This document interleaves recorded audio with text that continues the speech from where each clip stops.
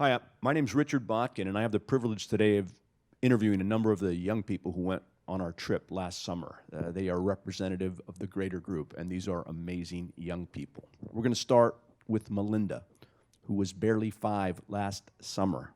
Melinda, tell us about your thoughts and feelings after that trip, please. I feel very bad that they have to live like that. And I feel very grateful that I have all these stuff. And poor kids in Cambodia, they don't have any clean water to drink or food or shoes or clothes. And I really wish that I could help them in any way. And I will come back next year to help them pass out stuff. All right. Thanks very much, dear. Benjamin, what were your thoughts and feelings after the trip? Well, I felt very bad for that the Cambodia people had to live like that, and I feel very grateful to have all these things in America. And I realized I was a spoiled, rotten kid, and I will work hard to help my family and get good grades so I could go back one day next year so I could help them. Sai, your experience was a little different. Tell us about the girl in pink. There was a girl in pink. She was at a schoolhouse on the floating village, and she was 16. I was 14, and I was taking in the medical issues that they had in Vietnamese. So then I would translate on English onto paper, and I would give it to Dr. Mai Ken. And one girl, actually, she was 16. Right. She had 2 children, and she wasn't at the medical office for her. She was there for her children. But I was like, oh, where's the father? Like, just like knowing, like, oh, cái đó có bố không? And hai con có bố không? And then she's like, oh, bố con đó là bố của tao. And so that means that her father was her children's father. Then right. For like 5 seconds, my face was like, I was mind right. blown.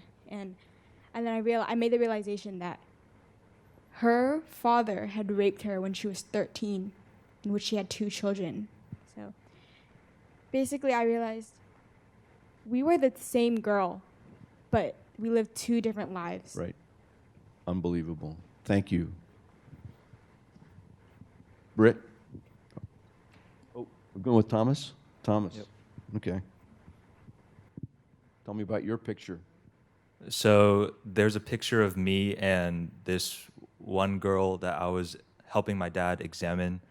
And when she walked up to our table, yeah, that girl right there. And when she walked up to our table, I assumed she was maybe 8 or 9. She was very small in stature. And turns out she's 14. And at the time, I just turned 15. And you can tell there's a stark difference here. Right. And she's even a lot smaller than my younger sister, who's 10. And she was not an outlier. I saw children in Cambodia who lacked food and clean water. I saw children who were older than me and yet were half my height and weight. Right. I saw children who were the same age as me, but they only reached first grade because they had to drop out and help the parents earn a few cents a day. I saw children who did not know what a refrigerator or a toothbrush was. I saw children who were scared to drink their own water because that's the same water that they poop and pee in. Right. So in those few days in Cambodia, it was like a slap in the face by reality, and I recognized the dire need for help by these people. And these children need a lot of help, and we need to help them because no one else will. Well said. Very well said. Britt.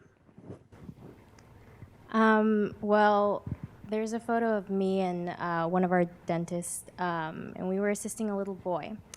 He was about 10 or 11, and he came all by himself.